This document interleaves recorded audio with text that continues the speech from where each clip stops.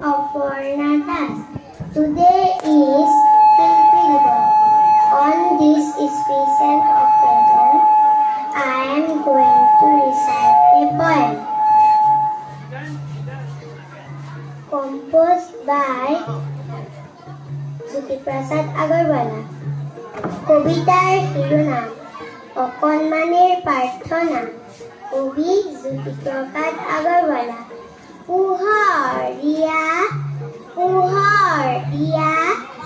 আৰু পোহৰ দিয়া মনৰ আন্ধাৰ আঁতৰ কৰি আলোকলৈ নিয়া সদায় সঁচা থাকিবলৈ মনত দিয়া বল আমাৰ হিয়াৰ জলক তোমাৰ জ্যোতি জলমল সুন্দৰ তুমি য'তে আছা আমাক মৰম দিবা সোণপতি বেলিৰ আঁৰত থাকি হাঁহিবা তৰা জোনৰ সিপাৰতো দূৰতকৈও দূৰণিতো আমাক হ'লে নাপাহৰিবা যাম কোনফালে পৃথিৱীখনত কৈ যাবা আহি ৰাতি সপোনত নজনা নুবুজা সকলো কথা